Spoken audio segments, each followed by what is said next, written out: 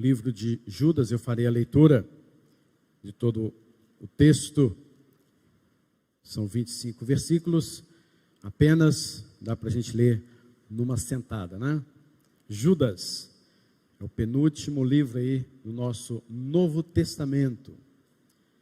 Epístola de Judas nos diz: Judas, servo de Jesus Cristo, irmão de Tiago, aos chamados, amados em Deus Pai, guardados em Jesus Cristo, a misericórdia, a paz e o amor vos sejam multiplicadas.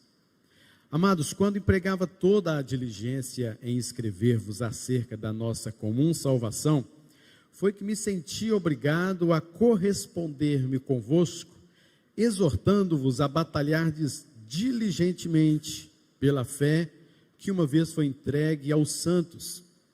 Pois certos indivíduos se introduziram com dissimulação, os quais desde muito foram antecipadamente pronunciados para esta condenação, homens ímpios, que transformam em libertinagem a graça de nosso Deus e negam o nosso único soberano Senhor Jesus Cristo.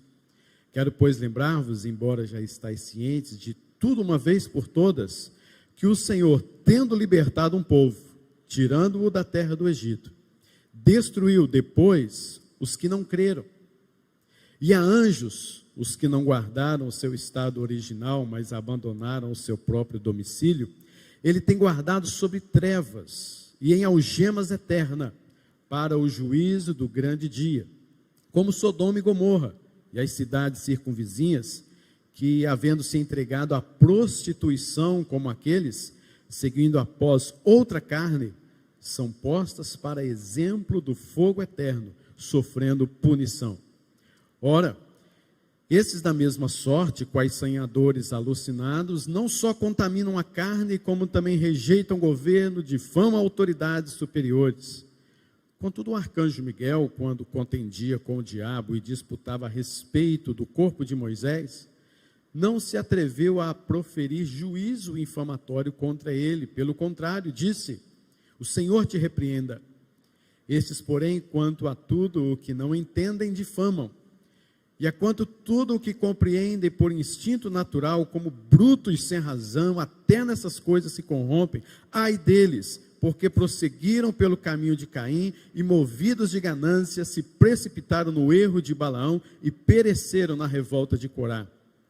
Estes homens são como rochas submersas em vossas festas de fraternidade, banqueteando-se juntos, sem qualquer recato, pastores que a si mesmos se apacentam, nuvens sem água, impelidas pelo vento, árvores em plena estação de frutos, destas desprovidas, duplamente mortas, desarraigadas, ondas bravia do mar que espumam as suas próprias sujidades, estrelas errantes, para as quais tem sido guardada a negridão das trevas para sempre. Quanto a estes, foi também que proferiu Enoque, o sétimo depois de Adão, dizendo: eis que veio o Senhor entre as suas santas miríades, para exercer juízo contra todos, para fazer convicto todos os ímpios acerca de todas as obras ímpias que impiamente praticaram, e acerca de todas as palavras insolentes que ímpios pecadores proferiram contra ele. Os tais são murmuradores, são descontentes, andando segundo as suas paixões. A sua boca vive propalando grandes arrogâncias, são aduladores dos outros por motivos interesseiros. Vós, porém, amados, lembrai-vos das palavras anteriormente proferidas pelos apóstolos de nosso Senhor Jesus Cristo, os quais vos diziam: no último tempo haverá escarnecedores, andando segundo as suas ímpias paixões. São esses os que promovem divisões sensuais, que não têm o Espírito. Vós, porém, amados, edificando-vos na vossa fé santíssima, orando no Espírito Santo, guardai-vos no amor de Deus, esperando a misericórdia de nosso Senhor Jesus Cristo para a vida eterna. E compadecei-vos de alguns que estão na dúvida, salvai-os, arrebatando-os do fogo. Quanto a outros, sede também compassivos em temor, detestando até a roupa contaminada pela carne. Ora, aquele que é poderoso para vos guardar de tropeços e para vos apresentar com exultação imaculada diante de sua glória, ao único Deus, nosso Salvador, mediante Jesus Cristo, Senhor nosso, glória, majestade, império e soberania, antes de todas as eras, e agora e por todos os séculos. Amém. Senhor, fale aos nossos corações. Obrigado por esta epístola, que ainda é pequena, mas Deus nos traz grandes lições e verdadeira atenção que devemos tomar na nossa caminhada cristã. Abençoa-nos com esta palavra em nome de Jesus. Amém, Senhor. Alguém disse, e é verdade, que antes que o jornal desta manhã trouxesse as notícias que aconteceram, Judas é mais atualizado do que este artigo, que saiu hoje pela manhã, bem cedinho. Queridos, porque quando você lê o livro de Judas, a epístola de Judas, você percebe com muita clareza que parece que Judas está escrevendo exatamente para os nossos dias, ou seja, e é verdade, mas parece que Judas está presente conosco, vendo e contemplando muitas coisas do que vem acontecendo no seio das igrejas, e escreveu também isso, parece que ontem à noite, ou quem sabe ainda hoje cedo, e mandou essa epístola para nós.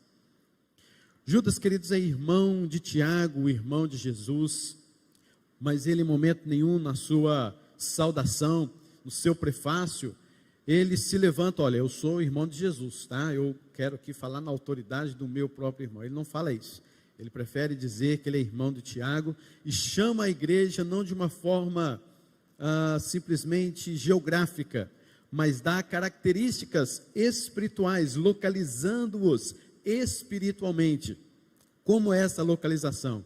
Aos chamados, aos amados, aos guardados em Jesus Cristo. Querido, se você foi chamado por Deus, vocacionado por Deus, se você é amado em Deus Pai, se você tem essa plena confiança, o Espírito Santo habita em você, se você é guardado pelo nome do Senhor Jesus Cristo, esta epístola é exatamente para você, é exatamente para nós, para a igreja de Cristo. Todos os chamados, todos os amados, todos os guardados em Jesus Cristo se unem como igreja, como corpo do Senhor, membros do corpo de Cristo. E Judas está dizendo exatamente que a todos aqueles que pertencem ao corpo de Cristo, que tem uma só fé, um só batismo, um só Senhor, a igreja de Cristo, edificada sobre a base, a doutrina dos apóstolos, fundamentadas assim no próprio Cristo Jesus, a pedra angular, a igreja que um dia Cristo Jesus disse, eu edificarei a minha igreja e as portas do inferno não prevalecerão contra ela. É a esta igreja, é a este mesmo povo que Judas está aqui dizendo e confirmando assim a sua carta. Você pode ver que a igreja santa, ela é pura e deve ser sempre mais e mais apresentada diante de Deus por meio do Espírito Santo como imaculada. Mas é de se notar, querido, que durante muitos anos, muito tempo, Paulo, bem como os apóstolos e inclusive o Senhor Jesus Cristo, afirmou categoricamente, abertamente, que no meio desta igreja santa, pura, homens santos de Deus, iriam insurgir falsos mestres, iriam levantar homens que dizem ser ovelhas, mas são lobos vorazes. E é nisso que Judas agora está então baseando a sua carta, a estes homens, a esta igreja que estará enfrentando dificuldades no decorrer da sua caminhada, na sua jornada aqui na terra. É interessante nós percebemos que Judas, ele fala sobre misericórdia, ele fala sobre paz e fala sobre amor.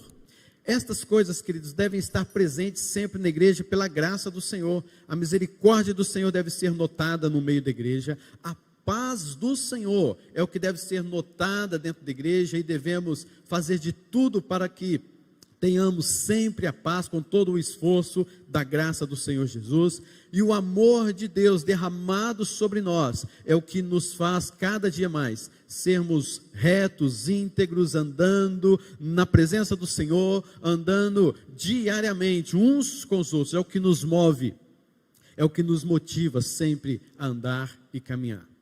E o propósito agora de Judas, aí descrito nestes próximos versículos, nos mostra que Judas estava escrevendo acerca da nossa comum salvação. Ele iria nos ensinar alguma doutrina, alguma coisa assim que seria de fato bem contundente, com toda certeza. Mas no momento em que ele começa a escrever, algo o desperta e ele se sente agora na obrigação de se corresponder conosco, nos exortando a batalhar diligentemente pela fé que uma vez foi entregue aos santos. Então perceba que Judas ele tem este propósito de alertar a igreja para o perigo da invasão dos falsos mestres. Ele diz no versículo de número 4, pois certos indivíduos se introduziram com dissimulação, enganando, eles entraram sorrateiramente, eles estão vestidos de ovelhas, mas são lobos, eles então são dissimulados, enganadores. E queridos, a gente percebe que estes destinatários, eles têm um bom conhecimento bíblico do Antigo Testamento, assim como a igreja do Senhor Jesus Cristo hoje, eu quero crer assim, que nós temos este pleno conhecimento bíblico, inclusive do Velho Testamento, para que possamos ver os juízos de Deus nos acontecimentos do Velho Testamento e temê-lo ainda mais, e andar cada vez mais com mais justiça, com mais amor, com mais misericórdia, atentos ao chamado de Deus, atentos ao juízo de Deus, à justiça de Deus e à sua graça, e sabendo que o Senhor, este mesmo Deus do Antigo Testamento, está conosco, no meio da sua igreja, sustentando a sua igreja. Então Judas escreve para esta igreja, que tinha este conhecimento acerca da obra de Deus do Velho Testamento. Você pode ver aí na leitura, que Judas ele cita muitas passagens propriamente do Velho Testamento. Mas queridos, esses indivíduos então, que sorrateiramente infiltravam no meio do rebanho, Judas tem agora o propósito de exortar aos crentes, aos verdadeiramente crentes, a entrar numa peleja, numa batalha contra a mentira, contra as falsas doutrinas, contra falsos mestres, empregando nessa batalha toda a sua atenção, toda a sua força, toda a sua arma, todo o seu potencial. Naquele tempo de Judas, as pessoas transigiam com a verdade e consideravam todas as religiões igualmente válidas. Parece um negócio assim, bem nos nossos dias também. Toda religião é boa, toda religião é muito bom, você deve seguir a religião. Naquela mesma época também tinha a mesma conversa, o mesmo diálogo. E Judas escreve então que ele está dando toda a sua diligência em escrever sobre uma batalha que a igreja do Senhor Jesus Cristo deve pensar, deve analisar e deve com todo o seu potencial encarar, com toda a sua força, com todo o seu conhecimento, sem vacilar, sem envergonhar, sem trazer qualquer tipo de vergonha a si mesma, mas batalhar diligentemente pela fé que uma vez foi entregue aos santos. Este é o incentivo de Judas, que nós batalhemos pela fé que uma vez foi entregue aos santos. Motivo? Por causa destes homens que estavam entrando na igreja e transformando a graça de Deus em libertinagem. Ou seja, Deus não é esse Deus que vocês estão falando aí não. Deus é só amor, tá bem? Deus é amor, Deus ele compreende, Deus é muito... Não julgueis, não julguem não. Não julguem porque Deus é amor, então cada um por si, Deus para todos, Deus ama a todos e vamos seguindo. Era esta a mensagem que estes falsos profetas estavam pregando nas igrejas sorrateiramente, sem a base do Antigo Testamento, sem a base de quem verdadeiramente era Deus. Há muitas pessoas assim hoje, queridos, dizendo isso, e crentes, viu? Crentes. Você não pode julgar não, porque Deus é amor, Deus ama todo mundo, Deus ama você do jeito que você é, Deus é amor, mas não me julgue. Queridos, a carta inteira de Judas é um julgamento, E por que este julgamento? Porque, na verdade, ele tinha que trazer essas doutrinas horríveis do inferno que estavam entrando dentro da igreja e falar, meus irmãos, são essas doutrinas aqui, este é o ensinamento errado, não estão de acordo com a revelação, com a palavra de Deus, logo vocês têm que batalhar diligentemente, com toda a sua força, potência e conhecimento contra essas coisas. Vocês têm que julgar essas coisas, vocês têm que deter essas coisas para que estas coisas não entrem dentro da igreja e venham a destruir a própria igreja. Aí Judas então começa a nos dar exemplos do que aconteceu no Velho Testamento. Quais exemplos que primeiro então que ele dá? Ele dá-nos pelo menos 3 exemplos. Versículo de número 5. Quero, pois, lembrar-vos. Olha que interessante. Queridos, nós precisamos de lembrar sempre da obra de Deus, do que Deus fez, de quem Ele é. Nós não podemos brincar de sermos evangélicos, crentes, cristãos, porque vai lá atrás para você ver o que Deus fez com esse povo hipócrita, falso, que dizia que prestava louvores a Deus, mas estava brincando com Deus. Preste atenção no que aconteceu na história. Judas levanta 3 exemplos aqui para nós. Quero lembrar-vos, embora vocês já estão cientes de tudo, vocês têm conhecimento disso, mas eu vou fazer lembrar-vos, que o Senhor libertou o povo do Egito, tirando-os daquela terra, destruiu, qual que é a palavra aí? Destruiu, é essa palavra mesmo. Deus destruiu pessoas, Deus mandou matar pessoas. Por quê? Porque elas não creram em Deus, era a incredulidade no meio do povo de Deus, e Deus mandou matar. 2.000 pessoas foram mortas naquele dia, enterradas no deserto, quente e calorento, e o próprio povo de Deus enterrando os seus ali. Sabe por quê? Porque afirmavam que acreditavam em Deus, mas as suas obras eram mortas, eram incrédulas, eram falsas, não tinham seus corações voltados de fato para Deus. Queridos, antes de falarmos dos falsos profetas, é bom olharmos para nós mesmos. Será que não somos nós comparados a este povo? Será que não estamos andando em incredulidade na jornada, na nossa caminhada com Deus? Deus destruiu esse povo, porque não confiaram na sua graça. O final da linha para os incrédulos é a própria destruição. Segundo lugar, querido, que Judas dá nos exemplos do Velho Testamento, da obra de Deus, do ser de Deus, está no versículo 6. E há anjos que não guardaram o seu estado original, mas abandonaram o seu próprio domicílio. O que Deus fez com eles? Ele tem guardado debaixo das trevas, em algemas eternas, para o juízo do grande dia.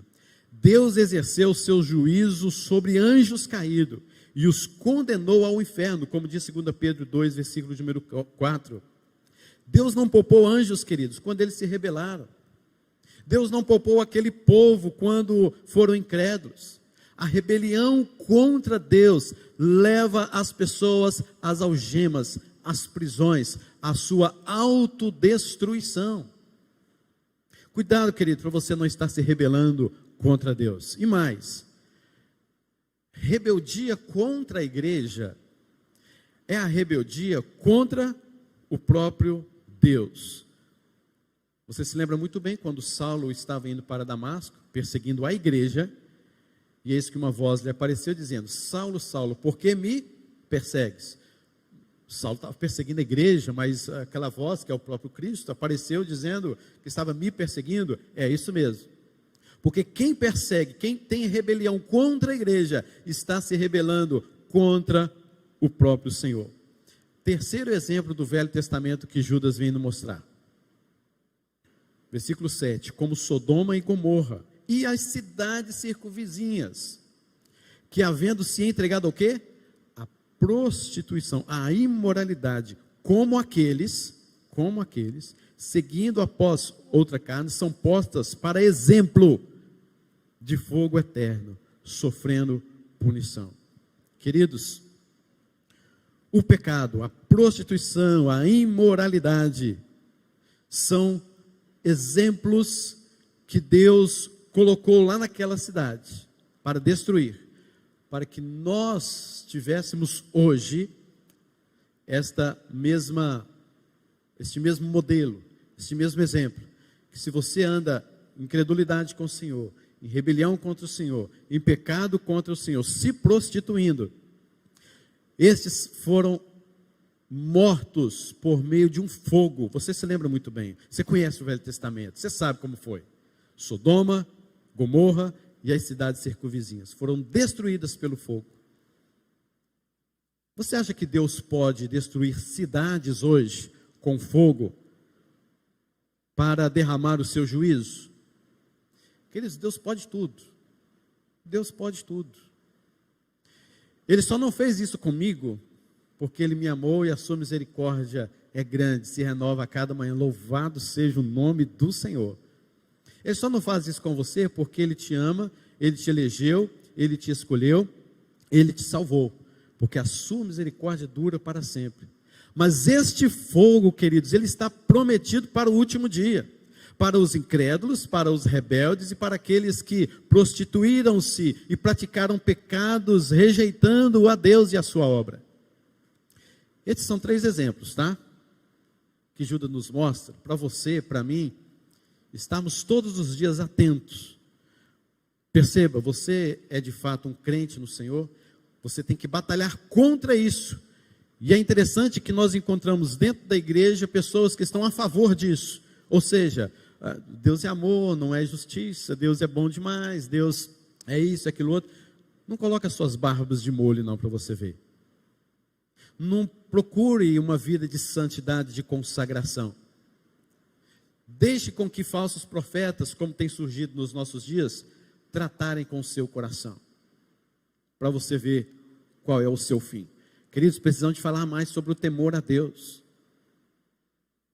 Nós estamos muito esquecidos de quem é Deus, porque a gente só fala de Deus das coisas que é bom para nós. Esquecemos do Deus do Velho Testamento, que é o mesmo ontem, não é isso que a gente fala? Geralmente a gente fala assim, Deus é o mesmo ontem, hoje, será eternamente, por causa de milagres que Ele fez, referindo ao poder dele foi bondoso com Israel, com o Novo Testamento, nas histórias que Jesus curou, Jesus transformou, dele é o mesmo ontem, hoje, eternamente, então Ele vai fazer as mesmas coisas, mas você esquece que o mesmo ontem, hoje, eternamente, aplicou severamente o seu juízo contra o seu próprio povo lá no Egito, ou na saída do Egito, contra pessoas infiéis em Sodoma e Gomorra, com os próprios anjos que foram criados para estarem adorando a Deus, dizendo, santo, santo, santo, criação de Deus, para adoração. Olha o fim deles. O pecado de Israel foi a incredulidade, o pecado dos anjos a rebelião, o pecado de Sodoma, essa indecência moral. Uma pastoral de Judas, num todo livro, como um pastor, ele poderia, e ele disse, ele exorta a batalhar pela fé, ele lembra do castigo do povo que saiu do Egito, lembra das palavras dos apóstolos, ele ordena a que edifiquemos a nossa fé, ele nos ordena a orar no Espírito, ele nos lembra a guardar-nos no amor de Deus, nós nos guardarmos no amor de Deus, ele fala sobre esperar pela misericórdia de Deus, ele fala para a sua igreja compadecer de alguns que estão em dúvida. Ele fala que nós devemos evangelizá-los, salvando-os como instrumento do ministério de salvação, salvando-os e arrebatando-os. Ele diz que nós devemos ser compassivos em termos com os outros, detestando até a própria roupa contaminada pela carne. Queridos, um pastor verdadeiro é também um pastor vigilante. É um pastor que deve estar prestando sempre a devida atenção para que as suas ovelhas não sejam minadas por falsas doutrinas e ensinamentos que parece que, deixa isso para lá, pastor, isso não tem nada a ver não, vamos seguindo a carreira aqui. Não, senhor. O verdadeiro pastor tem que guardar as suas ovelhas para que não aprendam coisas por aí afora e levam a sua vida para que em breve sejam destruídas como aquele povo. Tenham prisões eternas como os anjos, e tenham fogo consumidor em suas vidas. O pastor deve vigiar sim, sempre as suas ovelhas, desses falsos profetas que hoje estão em nosso meio, surgindo em nosso meio, falando bobagens tais que desagradam a Deus e que vão de encontro à palavra de Deus, subestimando-a e a declarando como morta e como falsa. Esses homens, queridos, eram insubmissos. Essa insubmissão traz afronta sobre eles mesmos. Versículo número 8 nos diz: ora, esses da mesma sorte, quais sonhadores alucinados, eles sonham, eles têm coisas assim, nós precisamos de fazer coisas novas. Já viu isso por aí? Precisamos de atualizar coisas, né? Porque senão a igreja do Senhor são sonhadores alucinados. Não só contaminam a carne, como também rejeitam o governo, difamam autoridades superiores, são insubmissos. Queridos, aqui você pode perceber 3 verbos: contaminar, rejeitar e maldizer, difamam autoridades. O pecado da contaminação está ligado a atos homossexuais, a atos descritos em Sodoma e Gomorra, mencionados no versículo número 7, e esse pecado, querido, de rejeição, de insubmissão, rejeitando autoridades, Judas está dizendo, é o mesmo pecado semelhante à rebelião dos anjos. E o pecado da difamação é equivalente à incredulidade dos israelitas no deserto. Eles também, queridos, tinham uma insubmissão indesculpável, não nada justificava. Versículo número 9. Contudo, o arcanjo Miguel, quando contendia com o diabo e disputava a respeito do corpo de Moisés, não se atreveu a proferir juízo infamatório contra ele. Pelo contrário, disse: o Senhor te repreenda. Só abrindo um parênteses aqui, este versículo é mencionado num livro chamado livro apócrifo, não inspirado por Deus, que se chama O Testamento de Moisés. Esse livro não foi reconhecido pela igreja como inspirado por Deus. Aí você pensa assim, então Judas deve ser descartado. Não necessariamente, não, absolutamente. Porque, na verdade, você vê que o próprio Jesus Cristo citou também algumas histórias, algumas passagens. Pedro também, Paulo, inclusive, também citou algumas coisas. Então, isso não tira nenhum mérito do livro de Judas, citando algo que aconteceu registrado em um livro apócrifo. Fecha parênteses. O versículo de número 14 também nos fala alguma coisa assim. Mas o versículo de número 9 está dizendo o seguinte, queridos, que o maior dos anjos, na hierarquia dos anjos, Miguel, quando ele disputava acerca do corpo de Moisés, e o diabo ali batalhando, disputando acerca do corpo de Moisés, o próprio anjo não se atreveu a proferir juízo infamatório contra Satanás. O que ele disse? O Senhor te repreenda.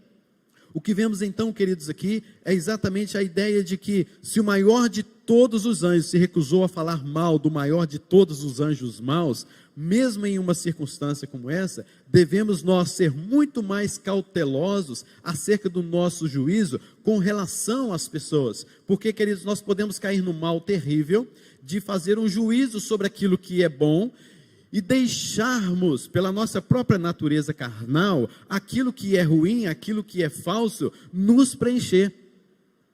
Porque é mais cômodo, porque é mais bonito, porque é mais misericordioso, demonstra mais amor. Então, o que Judas está dizendo é, cuidado com os juízos que vocês estão deliberando, para que vocês não venham a aplicar uma justiça sobre aquilo que é de fato verdadeiro, escriturístico, para trazer para os seus corações aquilo que não é de fato verdade, mas que enchem os seus olhos. E ainda mais, queridos, Judas faz agora uma outra comparação. Ele agora começa a fazer uma ilustração com personagens bíblicos, que estes homens se tornaram modelo, base, retrato de falsidade, de hipocrisia e de engano. A Judas também chama-os aqui no seu texto para nos dar 3 exemplos. O primeiro exemplo, queridos, que Judas então nos dá, está aí no versículo de número 11. Mas antes disso, vamos ler o versículo 10. Estes homens, porém, quanto a tudo que não entendem, difamam. Está vendo só? Eles não entendem e difamam. E quanto a tudo que compreendem por instinto natural, como brutos sem razão, até nessas coisas se corrompem. Então você pode ver que toda a natureza destes homens, aquilo que o homem foi criado à imagem e semelhança de Deus, por natureza ele deveria discernir as coisas espirituais, mas devido ao pecado, esse discernimento natural ficou extremamente prejudicado, porque se inclinou ao pecado. Mas não somente isso acontece com os próprios homens aqui que ele fala, mas eles, além de não entender absolutamente as coisas espirituais, eles denigrem as coisas naturais como brutos, sem razão. Então eles não entendem as coisas espirituais, não entendem as coisas naturais, e ainda Judas escreve que eles são brutos sem razão. Por quê? Porque eles se transformam, como Paulo falou em Romanos capítulo de número 1, eles transformam a glória de Deus em libertinagem. Aquilo que é natural, eles transformam como coisas extremamente rejeitáveis, ao contrário da verdade. Aquilo que é verdade se torna mentira, aquilo que é mentira se torna verdade. Brutos, sem nenhuma razão. Então a primeira comparação é com Caim. Caim tentou prestar um culto a Deus sem examinar o seu próprio coração. Ele afrontava a Deus oferecendo uma oferta errada, de forma errada, com a motivação errada. Caim tentou prestar um culto a Deus com um coração cheio de ódio e de inveja do seu irmão Abel. E aqui vai mais uma aplicação para nós. Será que nós temos prestado um verdadeiro culto oferecendo uma oferta errada? Será que nós estamos com a motivação errada ao prestarmos um culto a Deus? Será que nós também, antes de falarmos dos falsos profetas, será que nós também não estamos oferecendo a Deus de forma errada, motivações erradas, o nosso culto ao Senhor? Caim é um exemplo de alguém que ofereceu um culto errado, com a motivação errada, do jeito errado, e o que aconteceu com ele, você sabe muito bem, porque eu sei que você conhece o Velho Testamento e as coisas que Deus fez no Antigo Testamento, principalmente os seus juízos. Segunda característica, ou segundo personagem aqui, é Balaão. Diz o versículo de número 11, ai deles, porque prosseguiram pelo caminho de Caim, e movidos da ganância, se precipitaram no erro de Balaão. Balaão, querido, passou a ser mencionado na Bíblia como um exemplo de um falso profeta, que procurava fazer o povo de Deus tropeçar.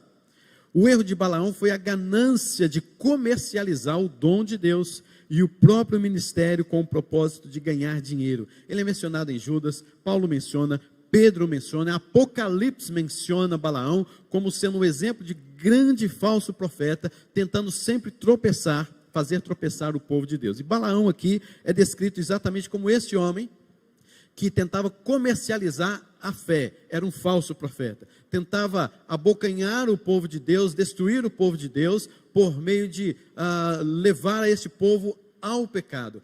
Querido, se você olhar a história de Balaão, Deus apareceu a Balaão, Deus falou com Balaão, você não vai dizer nada, você não vai amaldiçoar este povo, a pedido de Balaque.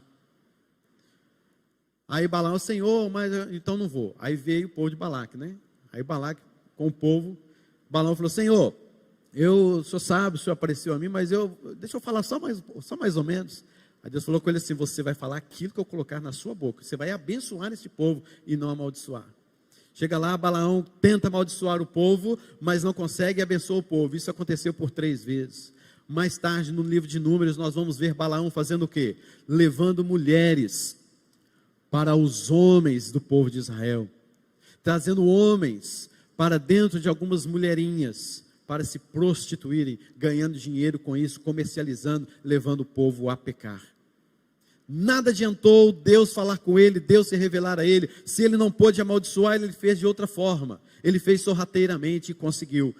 Deus naquele dia também derramou o seu juízo. E é isso, queridos, que temos visto nos nossos dias. Balaão, o ministério de Balaão no nosso meio, tentando comercializar a fé dos irmãos. Terceiro exemplo de Judas, está no versículo ainda de número 11.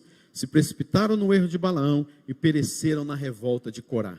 Eu sei que você sabe a história de Corá também. Corá, com a sua família, uma grande família, olhou para Moisés em frente à porta, à tenda da congregação, e disse assim, você não pode ser nosso líder. Nós viemos aqui, você nos trouxe aqui para você crescer, para que o seu nome seja conhecido, e nós morramos aqui no deserto de fome e de sede, nós vamos voltar ao Egito. Moisés ficou irado, clamou a Deus, saiu em torno do povo que estava ali reunido, dizendo: fujam, ficam longe desta família, família de Corá. O que aconteceu eu sei que você sabe, mas eu vou ler. Números 16, o castigo de Deus sobre a família de Corá.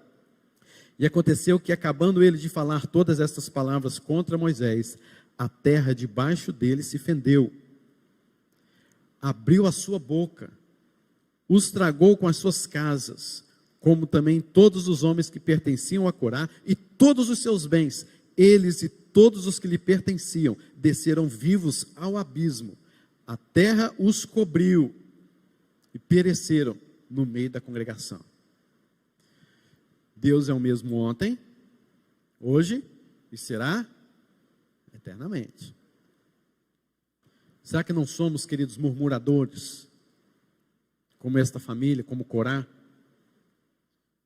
Tudo está ruim, nada presta, nada está bom. Na igreja é cheio de gente assim, meus irmãos. Na igreja é lotado de gente assim. Não é o ministério do falso profeta dentro das nossas igrejas se levantando nos últimos dias, como diz a palavra? Porque o povo para reclamar é o povo crente, nada está bom, nada presta, se não for desse jeito eu não vou, se não for do meu jeito eu não quero, e por aí se vai. Murmuradores, sempre críticos, meus queridos. Preste bastante atenção no que Judas está descrevendo nesta carta.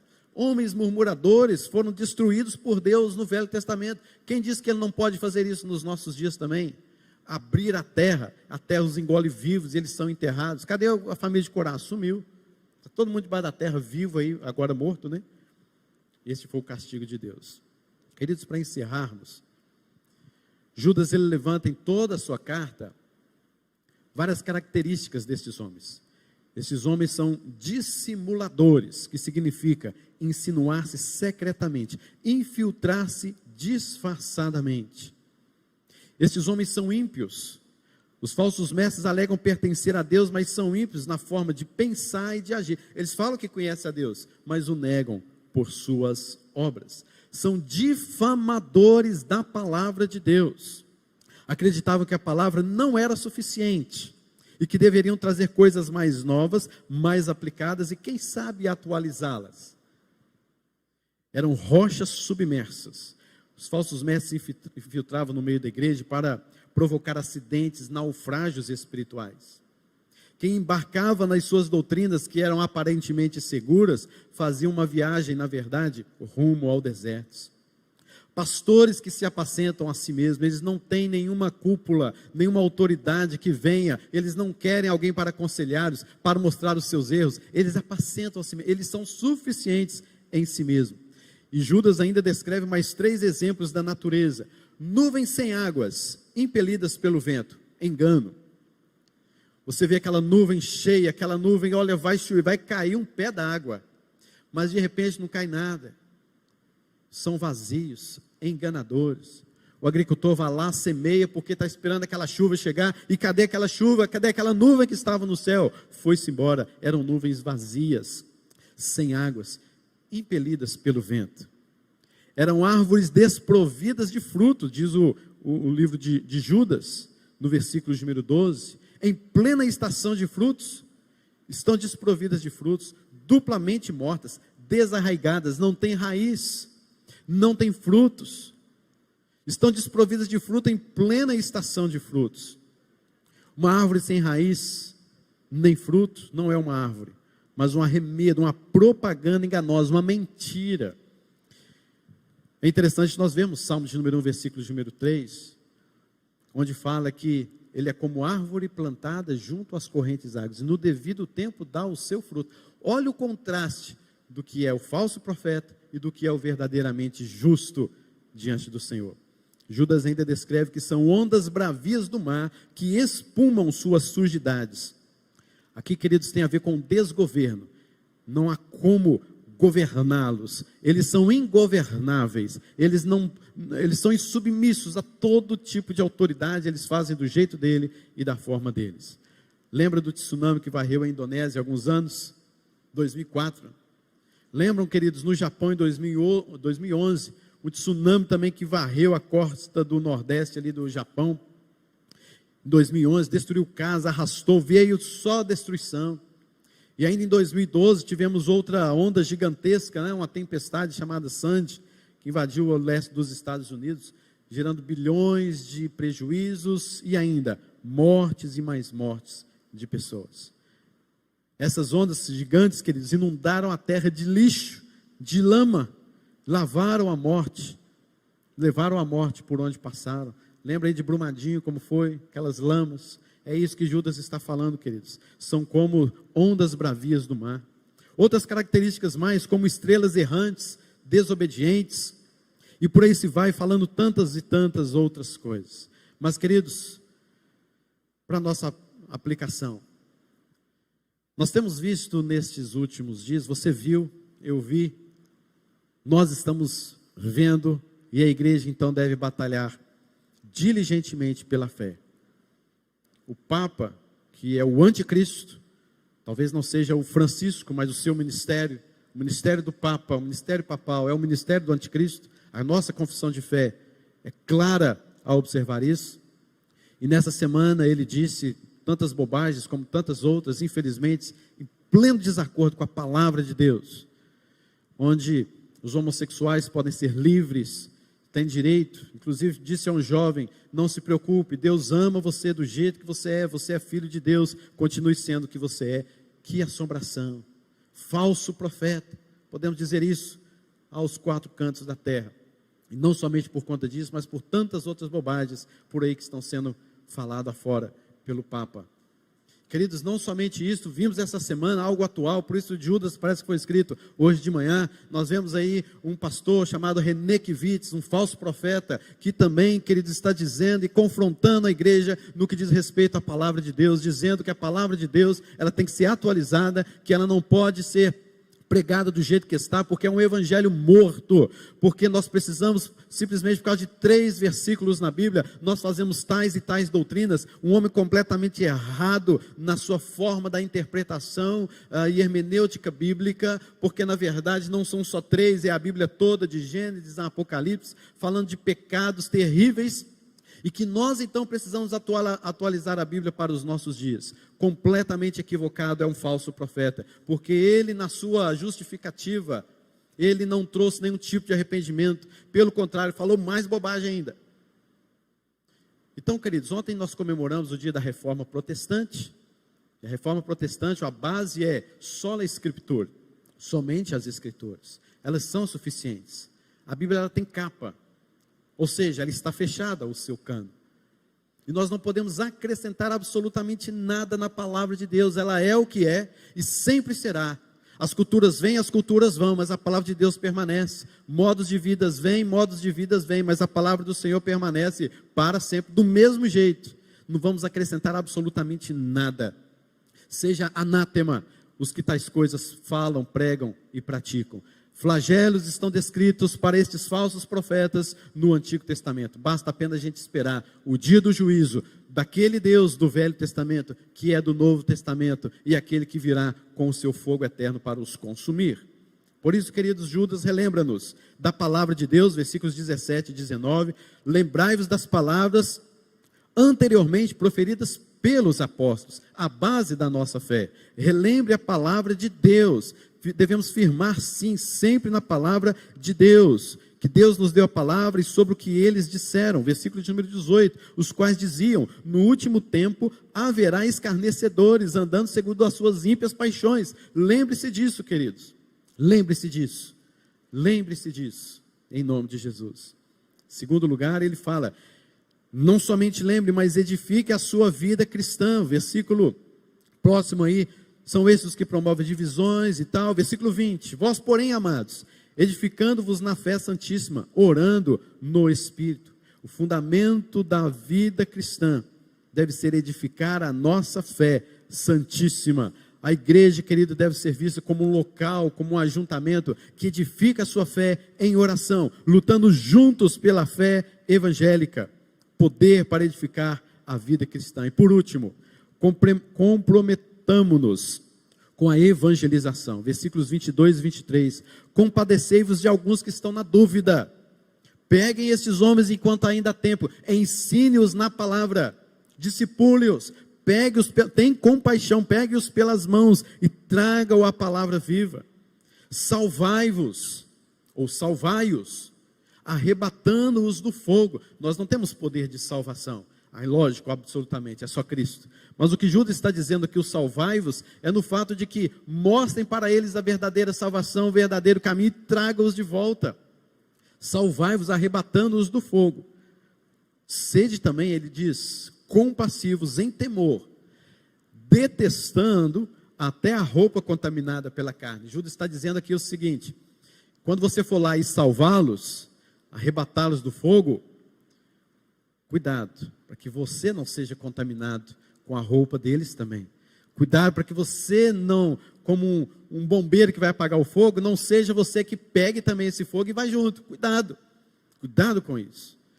Queridos, no entanto, toda glória, todo louvor, aquele que é poderoso para nos guardar de tropeços, que persevera o seu povo, que faz o seu povo perseverar em fé, a perseverança do santo. Ele nos apresentará com exultação, imaculados diante da glória de Deus, a único Deus, nosso Salvador, Jesus Cristo, nosso Senhor, glória, majestade, império, soberania, antes de todas as eras, e agora pelos séculos dos séculos. Amém. Todo louvor ao Senhor. Que Deus nos abençoe, em nome de Jesus. Amém. Jesus. Vamos orar ao Senhor. Pai Celestial, em nome de Jesus, que o Senhor Deus venha guardar a sua igreja de tropeços, que o Senhor venha nos livrar desses falsos profetas que se levantam hoje, que o Senhor venha, Deus, nos salvar do fogo ardente que surge entre nós, para que possamos, ó Deus, por meio do Espírito Santo, perseverarmos em fé na sua graça. Esteja com teu povo, livra-nos destes tropeços. É o Senhor, Deus, quem vai agir com o seu juízo sobre os falsos profetas. É o Senhor, ó Deus, quem erguerá a sua voz, não somos nós. Nós pedimos a tua guarda, e que possamos ter forças, ânimo, motivação, em batalhar diligentemente, pela fé que um dia nos foi entregue a nós pelos santos apóstolos, pela palavra de Deus, autores inspirados. Guarda-nos nesta batalha, unge as nossas vidas, para que possamos, ó Deus, ser apresentados diante do Senhor como homens, mulheres, igreja do Senhor, imaculados no último dia. É no nome de Jesus que nós oramos e te agradecemos. E, meus queridos irmãos, que a bondosa graça eterna do nosso Deus e Pai, a comunhão, as ternas consolações, a perseverança do Espírito, a pessoa, a obra do Senhor Jesus Cristo, mesmo ontem, hoje e eternamente, vos guarde e proteja cada um de vocês, hoje e para todo sempre. Amém e amém.